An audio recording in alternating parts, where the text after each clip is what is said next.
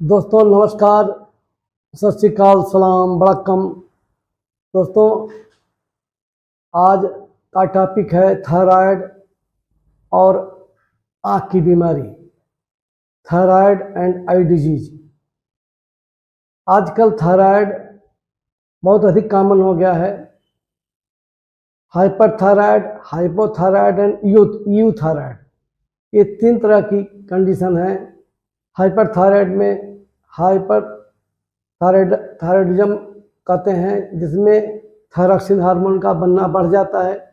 Hypothyroidism, जिसमें thyroxine hormone का बनना कम हो जाता है। एंड यूथायराइड, इसमें हमारा थायरॉक्सिन लेवल नॉर्मल होता है। इन तीनों कंडीशन में आई डिजीज हो सकती है, जिसको हम थायराइड इंड्यूस्ड आई डिजीज कहते हैं, जिसको हम लोग ग्रेव डिजीज कहते हैं। ग्रेव डिजीज 80% हाइपरथायराइडिज्म होता है, जिसमें थायरॉक्सिन अधिक बनता है। 10% हाइपोथायराइडिज्म में होता है। 10% यूथायराइडिज्म, मतलब नॉर्मल कंडीशन में भी विदाउट थायराइड बीमारी के भी हमको ग्रेव डिजीज हो सकता है। तो आई डिजीज क्या है, कैसे होता है, ग्रेव डिजीज में क्या क्या आँख में साइन सिम्टम आते हैं, हम कैसे जाने कि हमको थायराइड की वजह से आँख में प्रॉब्लम आ रही है, या पहली बार आँख को देखकर ही हम मेडिकल प्रोफेशनल और पेशेंट भी पता लगा सकता है कि हमको थायराइड बीमारी हो सकती है। इसलिए जिम्मेदारी दोनों की बनती है कि पेशेंट भी समझे कि मेरी आँख में कौन सा नया सिम्टम आ गया है, और डॉक्टर भी समझे कि ये आँख में, मेडिकल प्रोफेशनल जितने हैं वो नॉन आई डॉक्टर भी इसको समझ सकते हैं कि ये आई में जो सिम्टम साइन आ रही है ये थायराइड के प्रॉब्लम से हो सकती है। इसलिए अगर समाज में इसको रोकना है, बीमारी को रोकना है, तो दोनों तरफ से प्रयास करना पड़ेगा। थायराइड डिजीज को कैसे पहचाने, तो इसके पहचानने के लिए पहला साइन है लिड रिट्रैक्शन। लिड रिट्रैक्शन क्या है कि हमारी जो ये पलकें हैं, ये पलकें हमारी ऊपर चढ़ जाती हैं, अगर रिट्रैक्ट हो जाती हैं, और हमारा जो सफ़ेद सफ़ेद स्क्लेरा है ये दिखाई पड़ने लगता है। जब स्क्लेरा दिखाई पड़ने लगता है, आँख ऊपर हमेशा लिड से रिट्रैक्ट हो जाता है हमारा पलक। तो अगर स्क्लेरा दिख रहा है तो हमको डाउट करना चाहिए कि हो सकता है कि ये थायराइडिज्म से हो, हाइपरथायराइडिज्म से हो या हाइपोथायराइडिज्म से हो। तो लिड रिट्रैक्शन पहला साइन है। दूसरा है इसमें लिड लैग, जिसमें आँख हम जब नीचे करेंगे ऐसे तो लिड साथ में आती है। जब आँख नीचे ऊपर करते हैं लिड साथ जाती है, नीचे करते हैं लिड साथ में आती है। लेकिन जब थायराइड बीमारी होगी, ग्रेव डिजीज होगा, तो थायराइड जब हमारा लिड आँख नीचे आएगी तो हमारा ये लिड जो है ऊपर ही रह जाएगा। इसे हम लोग लिड लैग कहते हैं, और ये वान ग्रेफी साइन कहा जाता है मेडिकल टर्मिनोलॉजी में। दूसरा है एक्जेप्थलमास, ये साइन है जिसमें आँख जो है बाहर की तरफ आ जाती है। जब आँख बाहर की तरफ आ जाती है, पूरी आँख बड़ी हो जाती है, रिट्रैक्शन पहले से रहता है और आँख आगे बल्ज करती है, जैसे कोई चीज़ पीछे धक्का देके आँख को बाहर कर रही हो। तो इसे हम लोग प्रोप्टोसिस या एक्जेप्थलमास कहते हैं।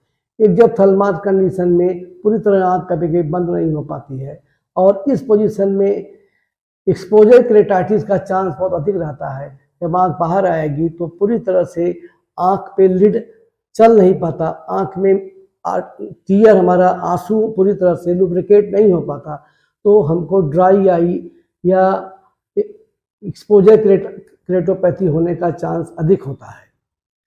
तीसरा साइन है डिप्लोपिया। डिप्लोपिया में हमको दो दिखाई पड़ने लगता है। दो क्यों दिखाई पड़ता है? क्योंकि हमारे आँख में रिस्ट्रिक्टिव ऑर्बिटल मायोपैथी हो जाती है। हमारे जो 6 मसल आँख में होती हैं, उसमें मसल में स्वेलिंग और कुछ प्रोटीन म्यूकॉइड मटेरियल जमा होने से वो हमारी मसल वीक हो जाती हैं, और जो मसल पहले वीक होती है वो इंफीरियर रेक्टस है, फिर मीडियल रेक्टस है, फिर सुपीरियर रेक्टस है, फिर लेटरल रेक्टस है। इस तरह से इस साइकिल में हमारी मसल वीक होती चली जाती हैं, और हर आँख, कोई आँख टेढ़ी हो जाती है, बाहर भाग जाती है, कोई आँख अंदर चली जाती है। इस तरह से स्क्विंटिंग भी हो जाती है और हमको दो दिखाई पड़ने लगता है।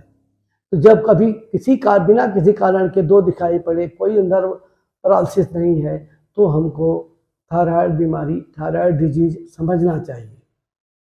चौथा है डिप्लोपिया, चौथा है ड्राई आई।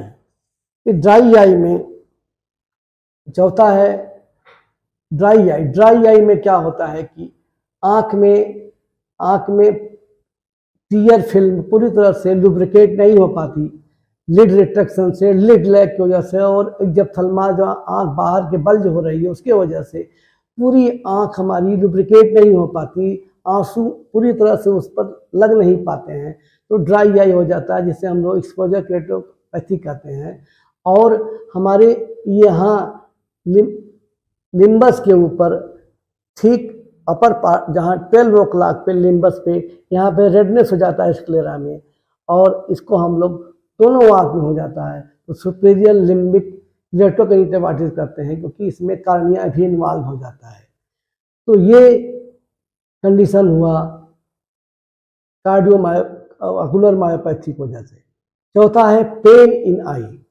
पेन क्यों होता है? जब हम आँख को घुमाते हैं दाहिने बाएं ऊपर नीचे, तो रिस्ट्रिक्टिव मायोपैथी से मसल वीक हो जाती हैं और मसल पूरी तरह से एक्सट्रीम गेज में नहीं पहुंच पाती हैं, तो हमको आँख मूवमेंट करने में पेन होने लगता है।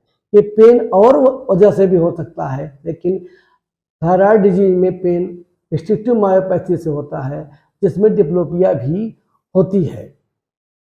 अगर पेन की बात करें तो इसका डीडी में आएगा, एक कंडीशन है जिसको हम लोग ऑप्टिक न्यूराइटिस कहते हैं, उसमें भी आई मूवमेंट में पेन होगा। और डेंगू फीवर में भी अगर आँख को घुमाया जाए तो वहाँ पर भी आँख मूवमेंट पे पेन होगा। ये दो चीज़ें हमारे लोगों को ध्यान में रखना चाहिए। इसके बाद आता है पांचवा कंडीशन, जिसे हम लोग कहते हैं इडीमा ऑफ द आई।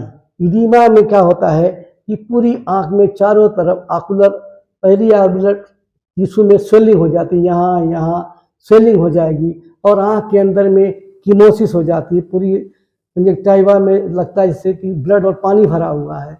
इस तरह से कीमोज और एक हो जाती है पूरा आई, दोनों आई, इसको हम लोग इडीमा ऑफ द आई कहते हैं, और ये थायराइड आई डिजीज में पाया जाता है। छठवां कंडीशन होता है जिसे हम लोग कहते हैं ये ऑर्बिटल कंप्रेशन हो जाता है। ऑर्बिटल कंप्रेशन जब मसल में प्रोटीन या मसल में स्वेलिंग हो जाती है, मसल बताया था पहले कि आई के 6 मसल में जब प्रोटीन जमा होने से, म्यूकोइड मटेरियल जमा होने से वो स्वेलिंग हो जाता है, इन्फ्लेम्ड हो जाती है, तो कभी कभी हमारी आँख इतनी मसल इतना मोटी हो जाती है कि पीछे की हमारा जो ऑप्टिक नर्व है वो कंप्रेस्ड हो जाता है। जब ऑप्टिक नर्व कंप्रेस हो जाता है तो हमारा रोशनी जा सकती है, हमारी रोशनी खत्म हो सकती है, और वो एक इमरजेंसी है, और उसको MRI के द्वारा डायग्नोज करके उसका तुरंत ऑर्बिटल डिकम्प्रेशन करना पड़ता है, जिससे कि आँख के अंदर जो हमारा ऑप्टिक फोरामेन है, जहाँ से हमारा ऑर्बिट से निकल रही है हमारी ऑप्टिक नर्व, उस एरिया में कंप्रेशन हो जाता है। तो हमको डिकम्प्रेस करके उस ऑप्टिक नर्व को बचाना है, नहीं तो वो पूरी ऑप्टिक नर्व डैमेज हो जाएगी और ऑप्टिक एट्रोफी हो जाएगी। तो इस तरह से ये थायराइड आई डिजीज बहुत कॉमन है, और ये medical professional, non I doctor और आई डॉक्टर दोनों की जिम्मेदारी है कि ऐसा कंडीशन आँख में दिखे तो उसका TSH और T3T4 तुरंत जांच कराएं, और उसमें जिसमें T4 हाई है तो हाइपरथायराइडिज्म हो गया, और TSH अगर बहुत लो है तो भी हाइपरथायराइडिज्म है, और TSH हाई है तो हाइपोथायराइडिज्म है, और नॉर्मल है तो यूथायराइडिज्म है। तो इस तरह से हम ग्रेडिंग कर सकते हैं कि किस टाइप का पेशेंट है, और उसमें और कौन कौन से आई डिजीज के साथ साथ शरीर में और सिम्टम आते हैं, उसकी चर्चा हम कभी अगले वीडियो में करेंगे। Thank you.